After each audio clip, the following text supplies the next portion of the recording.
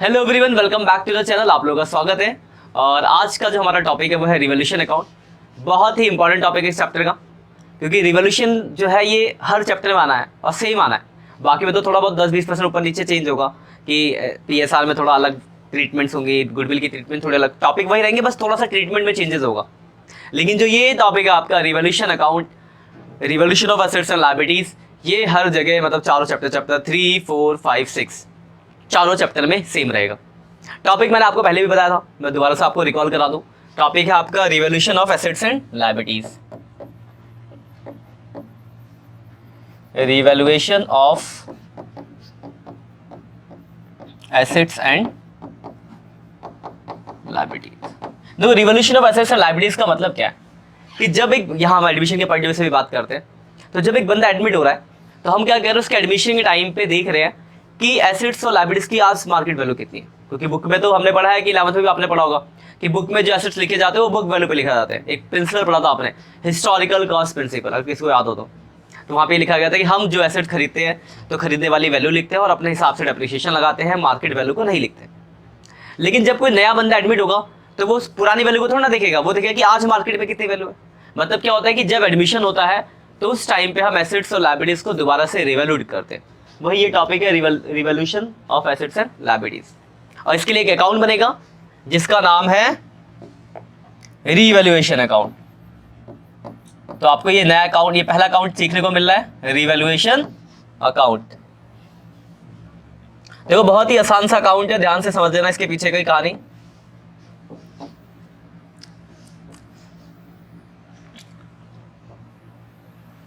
देखो, आपको इतना तो पता ही होगा, ये वाली जो साइड होती है डेबिट साइड होती है, और ये वाली साइड कौन सी होती है, क्रेडिट साइड। और आप इतना भी जानते हो कि क्रेडिट साइड जो होती है वो प्रॉफिट की साइड होती है, मतलब प्रॉफिट की साइड होती है, और डेबिट साइड किसकी होती है, डेबिट साइड लॉस की होती है। या मतलब बचपन तो नहीं, 11 से पढ़ते आ रहा हूँ, है ना। तो फिलहाल हम बात करते हैं कि अब आपको यहाँ पे कैसे चलेगा कि क्या प्रॉफिट क्या लॉस। तो रिवॉल्यूशन आप किसका कर रहे हो, एक तो आप एसेट्स का कर रहे हो और दूसरा लायबिलिटीज का, ये तो कर रहे हो। तो एक एक करके समझ, पहले हम एसेट्स की बात करते हैं। तो एक बात बताओ, अगर एसेट्स की वैल्यू बढ़ेगी तो आपको क्या होगा, फायदा नुकसान, फायदा होगा। तो किधर आना चाहिए, तो अगर एसेट्स बढ़ेगा तो इस तरफ आएगा, इंक्रीज इन एसेट्स किस तरफ आएगा, आपके क्रेडिट साइड। ठीक है, वही एसेट्स अगर डिक्रीज हो गया तो नुकसान हुआ, तो डेबिट में आ जाएगा। ये इसका फॉर्मेट पढ़ रहे हैं हम। तो एसेट्स अगर डिक्रीज होगा तो डेबिट, कोई परेशानी। अब बात करते हैं लायबिलिटीज की। एसेट्स हो गया, अब लायबिलिटीज रहेगी। तो लायबिलिटीज अगर बढ़ेगी तो आपको क्या होगा, नुकसान, नुकसान होगा ना, तो डेबिट में आएगा, इंक्रीज इन लायबिलिटीज। वही अगर एसेट लायबिलिटीज घट गई तो फायदा हो जाएगा, क्योंकि आपको कम पैसा देना है। तो डिक्रीज इन लायबिलिटीज किस साइड आएगा, क्रेडिट साइड। कोई दिक्कत। अब कुछ ऐसे भी पॉइंट हो गए कि अनरिकॉर्डेड एसेट्स आ गया, मतलब पहले से नहीं था, आपने माना था कूड़ा है लेकिन बिक गया, कुछ पैसे आ गए। तो अगर अनरिकॉर्डेड एसेट्स है तो आपके लिए फायदा है, तो इस तरफ आएगा अनरिकॉर्डेड एसेट्स। वही कोई अनरिकॉर्डेड लायबिलिटीज है तो आपके लिए क्या नुकसान है,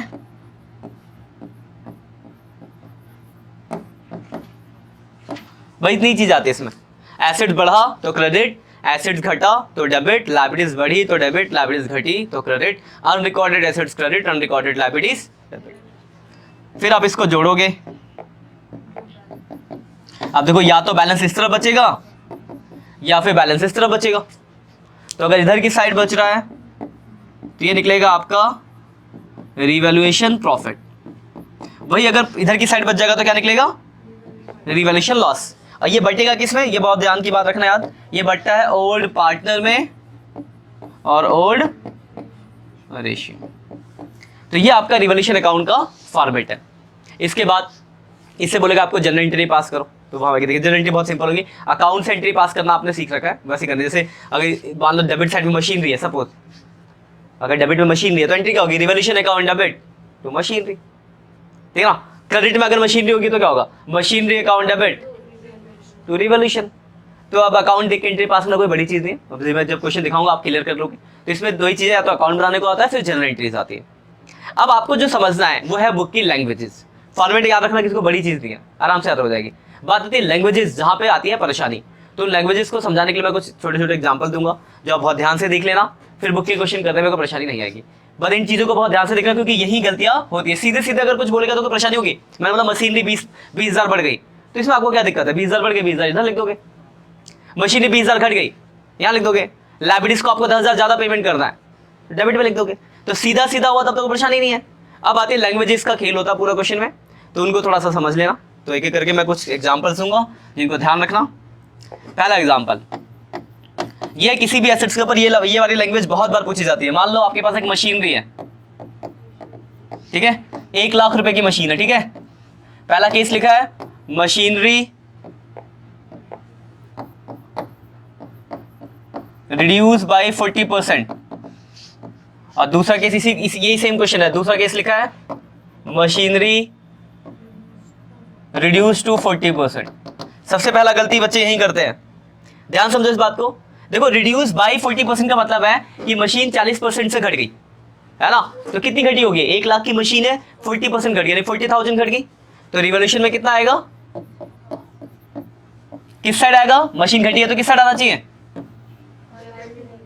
डेबिट साइड। लायबिलिटी साइड क्या होता है? एसेट्स, डेबिट और क्रेडिट, तो डेबिट साइड आनी चाहिए। और कितनी घटी? 40,000, तो डेबिट में आ जाएगा टू मशीनरी, कितना अमाउंट? ये बात क्लियर है? 1 लाख की मशीन थी, बोला था 40% घट गया। 40% का मतलब होता है 1 लाख का 40% निकाला आपने, 40,000 घट गया, 40,000 आपने यहाँ लिख दिया। अब नई मशीन की जो नई वैल्यू होगी कितनी होगी? 60,000 रुपए। यहाँ तक क्लियर है? लेकिन ये वाला case reduce to 40%, 40 reduce to 40% का मतलब होता है कि घट कर वो 40% हो गई। रिड्यूस टू मतलब तक, बाई मतलब इतने से घटा है, टू मतलब इतने तक घटा है, मतलब ये आपको न्यू वैल्यू दी गई है। अब मशीन रिड्यूस टू 40 मतलब घटकर कितने परसेंट हो गई? 40। तो 1 लाख की मशीन थी, 40% 40,000 हो गई, तो घटी कितनी होगी? 60,000। तो बाई 2 का डिफरेंस समझ गए। तो यहां पर जो रिवोल्यूशन में मशीनरी आएगी कितनी कम हुई है? 60,000 आएगी यहाँ पे। तो यहाँ लिख दोगे डेबिट में टू मशीनरी 60,000। तो ये बाई 2 का कॉन्सेप्ट समझ गए। ये बढ़ने घटने किसी भी केस में यूज हो सकता है। अब इंक्रीज, यहाँ रिड्यूस की जगह इंक्रीज भी लिखा हो सकता था। तो ये बाई 2 का कॉन्सेप्ट है। ये बाई मतलब इतने से घटा, टू मतलब इतने तक घटा है। ये पहला क्लियर है? इसके बाद दूसरे पे आते हैं। अब देखो कुछ वर्ड से जो आप ध्यान रखना, जैसे एक वर्ड है कि कुछ पॉइंट जो बहुत काम के है, जैसे लिखा है क्रेडिटर ऑफ 2,000 रिटर्न बैक। देखो इसका क्या मतलब है, पहले बताओ। इस लाइन इसका क्या मतलब है? Creditor of 2,000 return back. Hindi बताने बस मुझे हिंदी क्या होगी इसकी? देखो वर्ड लोग बच क्या सुनते हैं, रिटर्न बैक का मतलब समझ के सोचते हैं कि क्रेडिटर वापस आ गए। क्रेडिटर वापस नहीं आए, रिटर्न बैक मतलब कम हो जाना। रिटर्न बैक का मतलब क्या होता है? रिटर्न ऑफ का मतलब भी कम होता है। रिटर्न ऑफ लिखा हो तो, रिटर्न ऑफ तो सब जानते हैं, इसलिए मैंने वाला वर्ड लिखा ही नहीं, क्योंकि आपको ही पता रिटर्न ऑफ मतलब कम है। रिटर्न बैक का मतलब भी कम होता है, इसलिए मैंने ये वाला वर्ड यूज करा है। रिटर्न ऑफ लिखा तो जनरल वर्ड आप जानते हो कम है, लेकिन रिटर्न बैक भी लिखा मिलेगा आपको। तो इसका मतलब ये नहीं कि वापस हो गया, रिटर्न बैक का मतलब भी क्या हो गया? कम। इसका मतलब क्या कि आपके क्रेडिटर 2,000 क्या हो गए? क्रेडिटर 2,000 हो गए कम। कम हो गए तो आप जानते हो क्या करना है? क्या करोगे? रिवोल्यूशन के किस साइड आएगा? क्रेडिट साइड में आ जाएगा 2,000। तो एक ये वाली लैंग्वेज भी आएगी। इसके अलावा और भी बहुत सारे वर्ड है जो जनरल वर्ड है। अगर लिखा है रिटर्न ऑफ कम हो जाना, रिड्यूस कम हो जाना, डिक्रीज कम हो जाना, डेप्रिशिएट कम हो जाए, तो ये सब वर्ड तो आप जानते हैं जनरल वर्ड थे। लेकिन ये वाला एक वर्ड नया था, इसको ध्यान रखना, ठीक है ना। बाकी सारे वर्ड जब आप क्वेश्चन करोगे तो आप पॉइंट पे आएंगे। इसके बाद जो सबसे इंपॉर्टेंट है, जो सबसे ज्यादा गलती होती है वो है डेटर। डेटर की एडजस्टमेंट्स, तो इसको जरा ध्यान से देख लें। इसमें कुल 4-5 केसेस है कि डेटर पे ये पॉसिबिलिटीज हो सकती है। तो मैं सारे एक एक करके बताऊंगा, आराम से समझ लें। जिसमें आपको डाउट है पूछ लेना, ठीक है, तसल्ली से देख रहा है। सबसे पहला डेटर का केस है। अब आपके पास जैसे पुरानी बैलेंस शीट, एग्जाम्पल लेके समझा रहा हूं मैं, ठीक है ना।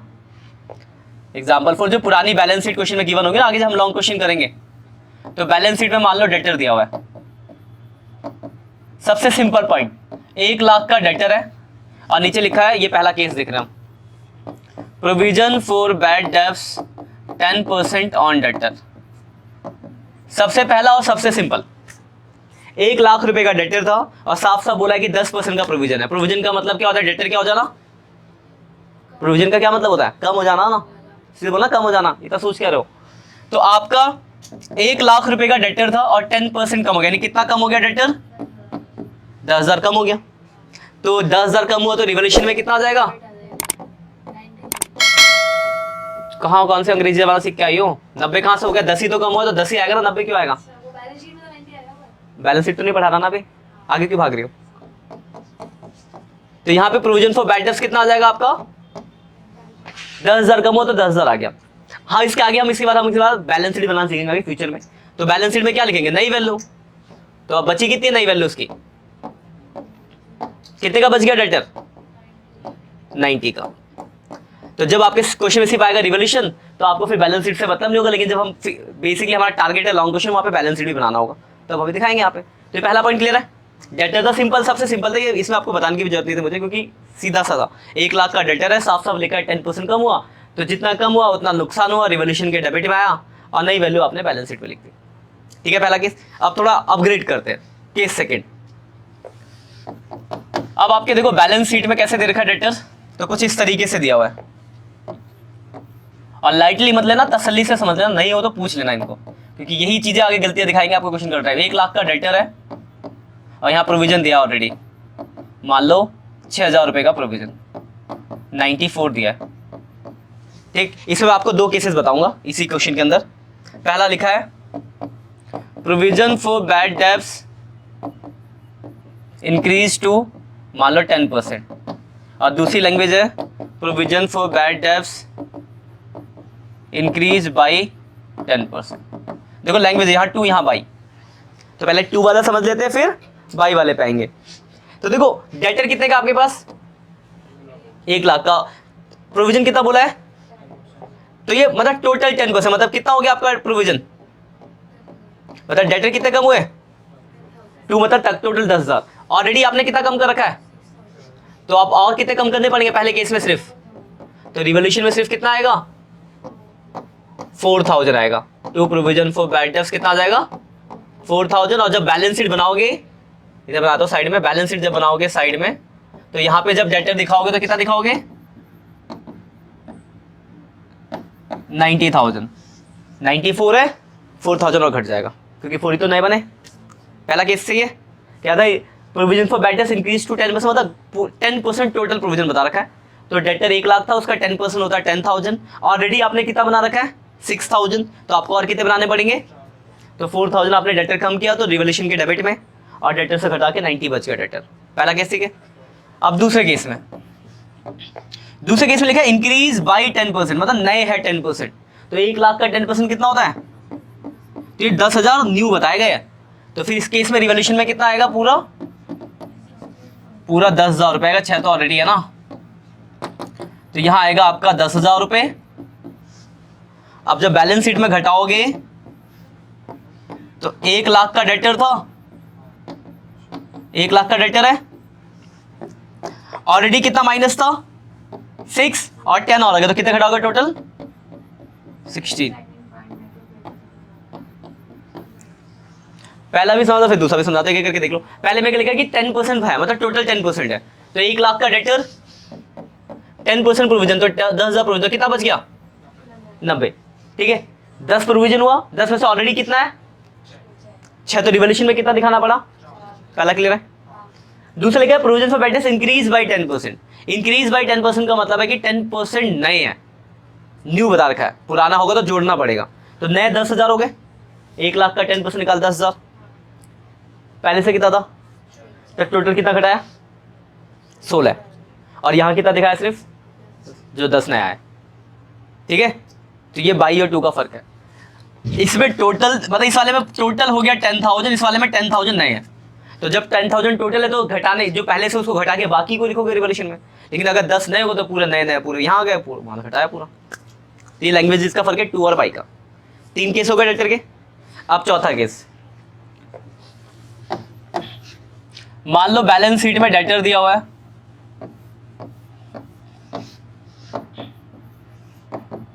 एक लाख रुपए का, और प्रोविजन फॉर बैड डेब्ट्स लिखा हुआ है मान लो 10,000 का।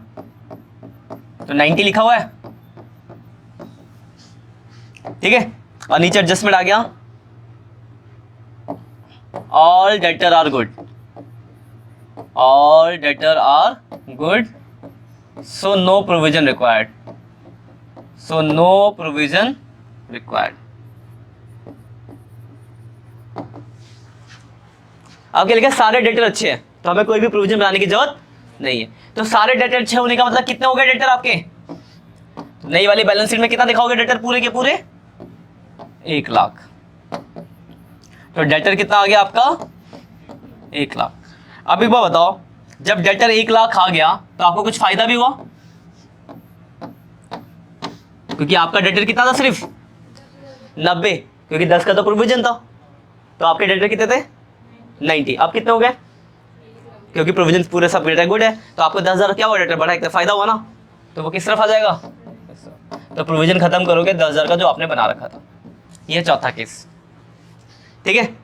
देखो मैं एक बार दोबारा से कॉल करा दूं। पहला सिंपल था, आप चारों को अलग, इन दोनों को अलग अलग लिखना, ये पहला क्लियर वाला, ये दूसरे में बाई 2 वाला, ये बाई 2 को आप अलग अलग लिखना तो बहुत बढ़िया रहेगा। दूसरा तीसरा हो गया, इसी के अंदर दूसरा भी हो गया और तीसरा हो गया। ये चौथा केस, जब डेटर पे प्रोविजन नीचे लिखा है गुड, तो प्रोविजन खत्म करोगे तो रिवॉल्यूशन का क्रेडिट, अब पूरा का पूरा डेटर आ जाएगा। चौथा केस, ठीक है। अब आखिरी केस जो सबसे ज्यादा गलत करने वाला होता है, थोड़ा सा 11th याद करना पड़ेगा। बैलेंस जब प्रोविजन और बैड डेब्ट्स दोनों दिया हो, इसको देख लेना जरा ध्यान से। इसके अंदर भी 2 बनते हैं, चौथे के अंदर 2 बनेंगे। मान लो डेटर दे रखा है 1 लाख रुपए का, ठीक है, और यहाँ प्रोविजन दे रखा है मान लो 8,000, तो बाहर कितना हो गया 92, ये ठीक है। और नीचे एडजस्टमेंट कुछ इस तरीके से है, further bad debts 5,000 and 10% provision for bad debts on debtor. मतलब यहाँ पे 2 एडजस्टमेंट है। याद करो 11th में फाइनल अकाउंट में हमने पढ़ा था डेटर पे कुल मिला के 3 एडजस्टमेंट हो सकती है, बैड डेब्ट्स, प्रोविजन और डिस्काउंट। तो डिस्काउंट तो नहीं मिल रहा आपके बुक में, पर दो वाली भी आ सकती है। हाँ, 2 एडजस्टमेंट, बैड डेब्ट्स और प्रोविजन। अब ध्यान से समझना, डेटर कितना आपका 1 लाख का, पहले बैलेंस शीट में कर लेते हैं, इसके बाद समझना इसको कि रिवॉल्यूशन में इसका क्या फर्क पड़ेगा। डेटर लिखोगे पूरे के पूरे कितने 1 लाख का डेटर, 1 लाख डेटर हो गया। अब देखो अगर ध्यान से देखो तो कितना है बोला, 5,000 का बैड डेब्ट्स और 10% का प्रोविजन। तो अगर आपको याद होगा तो हम एक एक करके दोनों घटाते थे। पहले घटाओगे फर्दर बैड डेब्ट्स 5,000, कितना आ गया, फिर से निकलेगा प्रोविजन, प्रोविजन कितना है 10%, तो 95,500 घटा के वैल्यू कितनी आ जाएगी 85,500। यहां तक ठीक है, यहां तक कोई दिक्कत, हमने दोनों एडजस्टमेंट घटा दी। अब अगर ध्यान से देखो तो डेटर आपके 5 + 9,500, 14,500 कम हुए, 14,500 कम हुए। आपने ऑलरेडी कितना कम कर रखा है 8, तो और कितना कम करना पड़ेगा 6,500। क्या 8,000 लिखा है, कहाँ लिखा है 8,000, कहाँ दिख रही है 8,000, तो क्या लिखा ही नहीं है। तो कुल मिला के डेटर आपका 14,500 कम हुआ। आपने ऑलरेडी कितना कम कर रखा है 8,000 कम कर रखा है, इसे कहते चश्मा बन के आ करो, आंखें खराब है तो रिवॉल्यूशन में आएगा। जरा ध्यान समझना इस बात को, ये चीज समझ आई यह वाली। पहले आपने बैड डेब्ट्स घटाया 5,000 का, प्रोविजन घटाया 10% का, तो बैड डेब्ट्स घटाया 5,000 आया 95, उसमें प्रोविजन निकाला, घटा के बाहर वैल्यू लिख दी। ये बिल्कुल 11th में आपने पढ़ा है, याद आ रहा ना। अब देखो आपके डेटर 9 और 10 14,500 14,500 कम हुए। आपने ऑलरेडी कितना बना रखा है पहले से प्रोविजन 8,000 का, तो इसमें डिफरेंस दिख रहा है, कितना और बढ़ाना पड़ेगा 6,500। तो वो 6,500 बनाओगे तो डेबिट में आ जाएगा 6,500, ठीक है, क्लियर है। अब इसका उल्टा भी हो सकता है, मान लो यहाँ पे हो जाता, सपोज ये 8 की जगह 18,000 होता, हो सकता था 18,000 होता, तो यहाँ पे तो कोई फर्क नहीं, यहाँ तो यही रहता। लेकिन आपका सिर्फ 9,500 14,500 कम हुआ, पर आपने 18 बना रखा है, तो आपको कम करना पड़ता, तो जितना कम करना पड़ता वो कितना जाता क्रेडिट साइड में आता। तो इतनी ही पॉसिबिलिटीज है डेटर के ऊपर। और डेटर में ही गलतियां होती है, क्योंकि बाकी पॉइंट तो जनरल होते हैं, आप समझ जाओगे क्वेश्चन करते टाइम। बस ये डेटर वाले में थोड़ा सा कॉन्सेप्ट है जहाँ पे गलतियां होती है, तो इसको थोड़ा ध्यान रखना है, ठीक है। इसके बाद एक चीज और है, वो भी देख लो, एसेट्स के ऊपर कभी कभार वो परसेंटेज वाला होता है, वो जरा ध्यान रखना। जैसे एग्जाम्पल फॉर, मान लो आपके बैलेंस शीट में दिया हुआ है, और जिनके पास जिनकी मैथ्स होगी ना clear 7th 8th 10th class तक, उनको वो समझ जाएंगे, उनको दिक्कत नहीं आएगी। मान लो स्टॉक लिखा है 11,000 का, ठीक है, और नीचे लिखा है stock over valued by 10%। Over valued का मतलब क्या होता है? ज्यादा वैल्यू, मतलब मैंने 10% ज्यादा लिखा हुआ है, तो कम तो कितना, तो बच्चे पता क्या कहते हैं, इसका 10% निकाल लेते हैं कि 11,000 का 10%, तो गलत बात है, ऑलरेडी इसमें जुड़ा हुआ है ना वो 10% ज्यादा। तो देखो इसके दो तरीके हैं, एक तो जनरल मैथ्स का तरीका और एक शॉर्टकट। तो मैं पहले आपको मैथ्स का तरीका बताता हूँ, फिर शॉर्टकट बताऊंगा।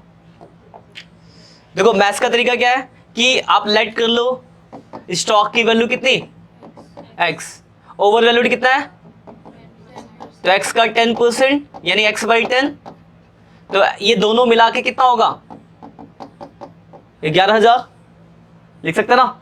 सॉल्व कर लो तो x की वैल्यू आ जाएगी 10,000, यानी उसकी एक्चुअल वैल्यू कितनी है 10, और आपने कितना लिखा है, तो कितना ज्यादा है, तो 1,000 स्टॉक ज्यादा है, तो आपको 1,000 क्या करना पड़ेगा, कम करना पड़ेगा। ये तो हुआ मैथ्स का तरीका। अब आता है शॉर्टकट, ये क्लियर है वाला। कोई भी चीज अपने आप में कितने परसेंट होती है, 100%, और आपने 10% क्या करा, ज्यादा लिखा है, तो यानी ये जो 11,000 होगा कितने परसेंट होगा, 100, तो 100% कितना, तो स्टॉक की एक्चुअल वैल्यू कितनी आ गई, ये आपका शॉर्टकट तरीका। 10,000 आ गई और आपने कितना लिख रखा है 11 है, तो 1000 क्या कर दोगे कम। ऐसे इसमें अंडर वैल्यूड भी हो सकता था, मान लो लिखा था अंडर वैल्यूड बाई 10%, तो यहाँ पे क्या हो जाता 90 हो जाता, माइनस करते, मतलब ओवर देखो क्या है, अगर फॉर्मूले की बात करें तो जो वैल्यू एक्चुअल वैल्यू जो दी, जो वैल्यू गिवन है, अगर मैं एक शॉर्ट में फॉर्मूला लिख दूं, वैल्यू गिवन जो देखा वो लिखो इनटू 100 करो अपॉन 100, ओवर वैल्यूड है तो प्लस, और अगर अंडर वैल्यूड है तो माइनस, उससे आपकी एक्चुअल वैल्यू निकल जाएगी, फिर उसे कंपेयर कर लेना। अंडर है तो आपको बढ़ाना पड़ेगा, ओवर होगा तो कम करना पड़ेगा। ये सारी चीजें आपके क्वेश्चन में, ऐसा नहीं कि आप ये पहली बार सुनोगे, अभी सुन लिया तो खत्म हो गया, ये सब कुछ जैसे जैसे आप क्वेश्चन करते जाओगे आते जाएंगे। लेकिन मैंने आपको स्टार्टिंग में से क्लियर कर दिया कि हर एक क्वेश्चन में थोड़ा ना कि मैं आपको फंस गया तो आपको बताऊंगा, तो मैंने स्टार्टिंग में चीजें पॉइंट बता दी। इसको अब एक बार तसल्ली से आराम से घर पे देखना, जिसमें भी दिक्कत लगे वो दोबारा पूछ लेना, उसके बाद हम इसके क्वेश्चन करेंगे। क्लियर है यहाँ तक? तो ये बहुत इंपॉर्टेंट है, ध्यान से तसल्ली से देखना। अगर जो चीज़ समझ रहे हैं इसका लेक्चर भी आ जाएगा, वहां से देख सकते हो। और इसके बाद अभी फिलहाल हमें बुक के थोड़े से क्वेश्चन देखेंगे, ठीक है। मिलते हैं नेक्स्ट लेक्चर में बच्चों, तब तक के लिए बाय बाय। कोई भी दिक्कत हो तो आप कमेंट करके डाउट्स पूछ सकते हो, और फटाफट इसको लिख लो, जो पॉइंट्स है एक बार स्क्रीनशॉट ले लो फटाफट, क्योंकि बहुत इंपॉर्टेंट है, चारों चैप्टर में आने हैं। ये रिवोल्यूशन का फॉर्मेट है, पहला पेज, दूसरा पेज ये रहा, इसके दो केसेस है, रिड्यूस मतलब बाई और टू वाला। उसके बाद थर्ड पेज ये रिटर्न बैक का कॉन्सेप्ट बताया था मैंने, सब मिलेगा आपको जब क्वेश्चन करेंगे हम धीरे धीरे। अब ये सबसे इंपॉर्टेंट डेटर के डिफरेंट केसेस, 5 केसेस जो डेटर के, पहला केस, दूसरा केस और तीसरा केस, ये दोनों आप अलग अलग लिखना ज्यादा बढ़िया रहेगा। चौथा केस और सबसे इंपॉर्टेंट ये 5वां केस, और इसके अंदर भी 2 बताए थे मैंने आपको। और ये आपका थोड़ा ये ओवर वैल्यूड अंडर वैल्यूड वाला कॉन्सेप्ट। तो कुल इतनी चीजें हैं, तो आप इनको करो, कोई दिक्कत होती है तो पूछो। फिर मिलते हैं नेक्स्ट लेक्चर में, तब तक के लिए बाय बाय।